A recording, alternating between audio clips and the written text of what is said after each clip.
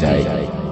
وعن سعد بن ابی وقاص، حضرت سعد بن ابی وقاص روایت عن النبی صلی اللہ علیہ وسلم حضور سے انہو کہتے ہیں حضور نے فرمایا قال لو انا ما یکلو زفر مما فی الجنت بدا لتا زخرفت له ما بین خوافق السماوات والارض ولو ان رجلا من اهل الجنة اطلع فبدا اصابعه لطمس ضوءه ضوء الشمس كما تطمس الشمس ضوء النجوم. رواه الترمذی. حضور نے فرمایا کہ جب آدمی کے ناخن ہوں تھوڑے سے تو کچھ میل وغیرہ ناخن میں پھنس جاتا ہے. وہ جو جنتی کے ناخنوں کے نیچے چیز ہوگی وہ میل تو نہیں ہوگی، وہ تو مشکل ہوگی، وہاں میل تو ہوگی، تو وہ اتنی قیمتی ہے. یعنی جنتی کی باقی نعمتیں تو ہیں جو صرف ناخنوں کے نیچے جو میل آپ سمجھ لیں وہ جنت کی وہ اتنی قیمتی ہے. ما یکلو زفر مما فی الجنت بدا لتز خارفت له ما بین خوافق السماوات والارض.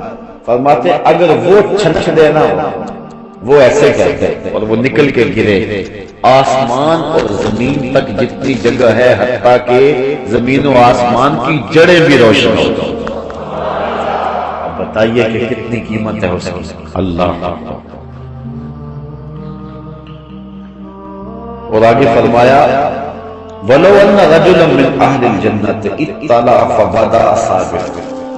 اور جنتی اگر اپنے کنگن ظاہر کر یہ دنیا کے اوپر مردوں کے لیے لباس جو ہے زیور جائز ہے نہیں، صرف عورتوں کے لیے جائز ہے. مرد کو زیور کی ضرورت نہیں، لیکن قیامت کے دن جنتیوں کو سونے چاندی کے کنگن پہنائے جائیں گے، آراستہ کیا جائے گا. رب ناز دیکھے دنیا کے اوپر تم نے تکلیف اٹھائی تو کنگن پہنائے جائیں. اگر اس جنتی کے کنگن ظاہر ہو جائیں لطامس ضوءه ضوء الشمس. اللہ اکبر. تو سورج کی جو روشنی ہے ختم ہو جائے. کس طرح؟ فما کما تطمس الشمس ضوء النجوم. جس طرح سورج چڑھتا ہے نا تو ستارے غائب ہو جاتے ہیں. اصل ستارے غائب نہیں ہوتے، ستاروں کی روشنی نظر ہی نہیں آتی کیونکہ سورج اتنا غالب ہے. یہ کتنی روشنی ان کی نظر آ رہی ہے، یہ ٹیوب لائٹیں یہ باہر جو جلتی ہیں. اگر سورج چڑھ جائے تو دن کو یہ لائٹیں آپ جلائیں باہر دھوپ میں تو وہ جلتا ہوا بلب کو روشنی دیتا ہے، لیکن سورج کی روشنی اتنی غالب ہوتی ہے کہ ہمیں نظر نہیں آتی. وہ زیرو کے بلب جتنا بھی چمکتا ہوا نظر نہیں آتا کیونکہ غالب ہوتا ہے سورج. اسی طرح آسمان پہ ستارے ہوتے ہیں، لیکن جب سورج چمک جاتا ہے تو وہ ستارے نظر نہیں آتے ہیں. جس طرح سورج چمکے تو ستارے نظر نہیں آتے. تو حضور نے فرمایا اگر جنتی کا کنگن ظاہر ہو جائے تو سورج بھی نظر نہ آئے، اتنی روشنی پھیل جائے، اتنا اجالا. اللہ کبیر. وعن ابی ہریرہ قال قال رسول اللہ صلی اللہ علیہ وسلم. حضرت ابو ہریرہ سے روایت ہے، یہ بھی امام ترمذی اور سنن دارمی سے روایت ہے. حضور نے ارشاد فرمایا اہل الجنت جوہد مرد کحلا لا یفن شبابہ ولا یبلا ثیابہ. جنتی جوہد اور مرد یعنی جوان ہوں گے اور داڑھی اور مونچھیں نہیں، پورے جسم کے اوپر کہیں بھی کوئی بال نہیں ہوگا سوائے سر کے بال. ابرو کے بال ہوں گے، سر کے بال ہوں گے، کیونکہ یہ بھی نہ ہو تو بدسلوکی ہوگی. باقی یہ بازوؤں کے اوپر، ٹانگوں پہ، باقی اعضاء بدنیوں کے اوپر جو بال ہیں، داڑھی کے بال، یہ کچھ بھی نہیں ہوگا. بال کوئی نہیں ہوگا، صرف چند انبیاء علیہ السلام کی داڑھی ہوگی اعزاز و تقریب کے لیے. باقی سارے لوگ جو ہیں وہ جرد اور مرد جوان ہوں گے اور ریش نہیں ہوگی. کحلا اور آنکھوں میں قدرتی سرمے کی دھاریاں لگی ہوئی. لا یفن شبابہم اور شباب ڈھلے گا نہیں. ولا یبلا ثیابہم اور کپڑے بھی پرانے نہیں. اس پر ایک اور حدیث دیکھ لیں. حضرت معاذ بن جبل روایت ہے ان النبی صلی اللہ علیہ وسلم قال حضور نے ارشاد فرمایا یدخل اہل الجنت الجنت جردا وردا مکحلین ابناء 30 او 33 سنۃ. رواه الترمذی. حضور فرمایا جنتی جنت میں جب داخل ہوں گے تو بے بال ہوں گے، جوان ہوں گے، آنکھوں میں قدرتی سرما لگا ہوا ہوگا، 30 سال کی عمر ہوگی، اور 33 یا 33 سال کی عمر ہوگی۔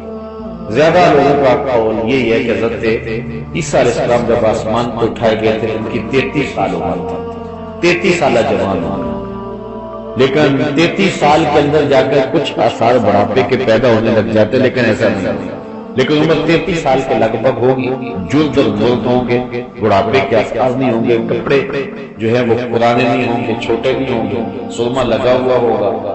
اللہ اکبر۔ تو اس حالت کے اندر جو ہے جو بھی جنت میں جائے گا، اگر کوئی بوڑھا بھی ہے تو جنت میں جوان جائے گا۔ اس لیے ایک عورت آئی حضور کے پاس، بوڑھی خاتون، عرض کی حضور میرے لیے دعا کرو میں جنت میں چلی جاؤں۔ فرمایا بوڑھی عورتیں جنت میں نہیں جائیں۔ اچھا اس نے رونا شروع کر فرمایا نہیں بوڑھی عورت تو جنت میں جا ہی نہیں سکتی، اس نے اور رونا شروع کر دیا۔ پھر آقا مسکرائے، فرمایا جو بھی جائیں گی جوان ہوتے ہیں، بوڑھی کوئی نہیں جائے گا۔ تو یہ حضور کا مزہ تھا جو حضور کبھی کبھی فرما لیا کرتے تھے۔ تو اس لیے یہاں اگر کسی کو گھٹنوں سے اٹھا نہیں جاتا اور کمر میں درد رہتا ہے، سر میں شدید درد ہے، پولیو کا مارا ہوا ہے، دکھوں کا مارا ہوا ہے، بڑے دکھ ہیں، تکلیفیں ہیں، لیکن جنت میں نہ کوئی تکلیف، نہ کوئی پولیو، نہ کمر درد، نہ سینے کا درد، نہ کوئی مرض، نہ کوئی بیماری۔ آج تو کسی کے کپڑے بیچارے کے پھٹے پرانے، اس دن ایسا نہیں ہوگا، کپڑے بھی نئے، لباس بھی خوبصورت، چہرہ بھی خوبصورت، چاند بھی شرمائے، سورج بھی شرمائے۔ اللہ اکبر۔ تو یہ جنت اللہ تعالیٰ نے اپنے بندوں کے لیے تیار کیا، بندوں کس طرف لگے ہوئے ہو؟ اللہ کہتا ہے میں نے جنت تمہارے لیے سجائی ہے، تم تصور بھی نہیں کر سکتے جو میں نے وہاں تمہارے لیے بنا دی ہے۔ تو آؤ ذرا تم جو ہے اس جنت کے لیے، لوگ آج پیرس کو دیکھنے کے لیے بے تاب، وہ جائیں نا آپ کبھی وہاں ایمبیسی میں، تو وہاں لوگوں کا شوق ہوتا ہے جب وہ ملتا ہے نا جو ہے وہ پاسپورٹ ہے، تو اس وقت اس کا دل لوگوں کو دھڑک ہوتا ہے، غم اڑا ہوا ہوتا ہے کہ کہیں میرا جو ہے وہ ویزا ہی نہ رہ جائے۔ اور پھر جب وہ کھولتے ہیں تو پھر اگر ویزا نہیں لگا ہوتا تو میں نے دیکھا کہ لوگ ایسے گر پڑنے لگتے ہیں، اور جن کا لگا پھر وہ خوشی سے آنسو ان کے آ رہے ہوتے ہیں، جی ویزا لگ گیا یار، پیرس کا ویزا لگ گیا تو خوشی میں پھولے نہیں سمائے، تو پھر کیا مزہ ہوگا جن کا جنت کا ویزا لگ گیا، تصور بھی نہیں ہو سکتا۔ اس کے لیے اپلائی کر دو اور پھر معرفت حضور کی لکھ دو، انشاءاللہ یہ اللہ کے کرم سے یہ ویزا لگ جائے گا، اور جس کا لگ گیا اللہ تعالیٰ فرماتا ہے وجوہ یومئذ ناعمہ، اس دن کچھ چہرے تر و تازہ ہوں گے اور کچھ چہرے اس دن جو ہیں وہ مرجھائے ہوئے ہوں گے، چہروں سے پتہ چلے گا یہ جنت میں جا رہا ہے، جنت میں جا رہا ہے۔ کچھ لوگ، کچھ چہرے ہنس رہے ہوں گے، ضاحکہ کے لفظ مستبشرہ، اور ان کے اوپر جو ہے وہ بشارت ہوگی، خوشی ہوگی، لوگ کہیں گے یہ جنتی جا رہا ہے، اور کچھ لوگوں کے چہرے لٹکے ہوئے ہوں گے اور سخت پریشان ہوں گے۔ دنیا میں تو جیسے بھی تھی زندگی، کاش کہ یہ زندگی ٹھیک ہو جاتی، لیکن اس دن پھر پچھتانے سے کچھ نہیں ہوگا۔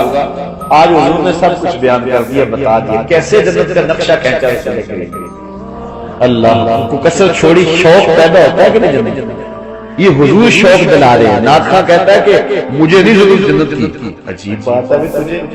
وہ میں ایک عاشق رسول کو دیکھا مدینے میں، تو وہ بڑا غصے میں تھا، وہ ایجنٹ پر، میں نے کہا جی میرا ٹکٹ نہیں لگ رہا۔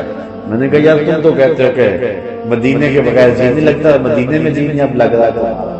تو عجیب سی کہانی ہے، حضور نے تحریف دلائی ہے، حضور نے جنت کا نقشہ کھینچا ہے، ایک ایک چیز صحابہ کو بتا رہے ہیں، صحابہ آگے بتا، حضور صحابہ اللہ محبوب کو بتائے کہ محبوب میں تیرے غلاموں کی جیسی سونی جنت بنائی، محبوب آگے اپنے غلاموں کو بتائیں، غلاموں آئے ہیں دکھ تمہیں، بدر میں تکلیفیں صحیح ہیں، تم نے احد میں تم نے تکلیفیں صحیح ہیں، لیکن حوصلہ رکھو تمہارے لیے رب نے بڑا کچھ بنایا ہوا ہے۔ اور پھر صحابہ آگے تابعین کو بتائیں، تابعین آگے تبع تابعین کو بتائیں، وہ آگے پھر بتائیں، وہ آگے بتائیں، وہ آگے بتائیں۔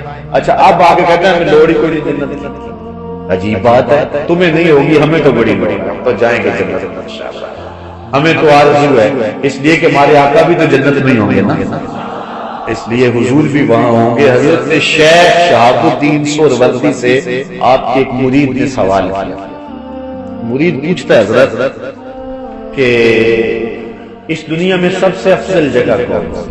شیخ فرمانے لگے بیٹے وہی جگہ جہاں حضور تشریف فرما، یعنی مدینے کی وہ مخصوص جگہ جہاں جلوہ فرما۔ تو کہا پھر ہم جنت کی آرزو کیوں کرتے ہیں، ہم جنت کی آرزو کیوں کرتے ہیں؟ شیخ نے کہا کب ہم کرتے ہیں، اساں جنت کی کرنی ہے؟ شیخ نے کہا، کہنے لگا بیٹا جب حضور یہاں ہے دنیا پہ تو یہ جگہ افضل ہے، جب جنت میں جائیں گے تو جنت افضل ہوگی۔ اس لیے تو ہم جو ہے وہ حضور کے پیچھے پیچھے، جدھر جدھر حضور ہوں گے ہم بھی حضور کے پیچھے پیچھے۔ تو اس لیے یہ ہماری آرزو ہے اور یہ دعا مانگا کرو کہ اللہ جنت عطا فرمائے۔ جو کہتا ہے کہ مجھے لوٹ دے مرضی اس کی، لیکن ہمیں جنت چاہیے، چونکہ اس جنت کی تحریر ہمیں حضور نے دلائی، جنت کی تحریر ہمیں حضور نے دی ہے۔ اب حضرت اسماء بنت ابی بکر رضی اللہ تعالی عنہ، حضرت ابوبکر صدیق رضی اللہ تعالی عنہ کی صاحبزادی نے بھی حدیث بیان فرمائی ہے، ذرا وہ چونکہ آج کل حضرت ابوبکر صدیق کے ایام چل رہے ہیں، لہذا کیسا گھر تھا، گھر کی بیٹیاں بھی حضور کی حدیثیں بیان فرمائیں۔ حضرت اسماء رضی اللہ تعالی عنہ بنت ابی بکر قالت، فرماتی ہیں سمیت رسول اللہ، کہتی ہیں میں نے بھی حضور سے سنا، کیونکہ حضور ان کے گھر آیا کرتے تھے، اور پھر ان کی سکی ہمشیرہ حضرت عائشہ رضی اللہ تعالیٰ عنہ یہ حضور علیہ السلام کی زوجہ محترم تھی اور یہ ادھر بھی جایا کرتے تھے۔ پھر مدینے کی عورتوں نے عرض بھی کیا تھا حضور سے، عرض کی حضور ساری موجیں مرد ہی اڑا رہے ہیں، ایک دن ہمارا بھی مقرر کر دے، ہمیں بھی کچھ عطا فرمائے۔ پھر حضور نے ہفتے میں ایک دن خواتین کے لیے مقرر فرمایا تھا، کسی مقام پہ عورتیں جمع ہوتی تھی، حضور جا کے انہیں ارشادات فرمایا۔ اس لیے صحابیات نے ڈائریکٹ حضور سے سنا ہے۔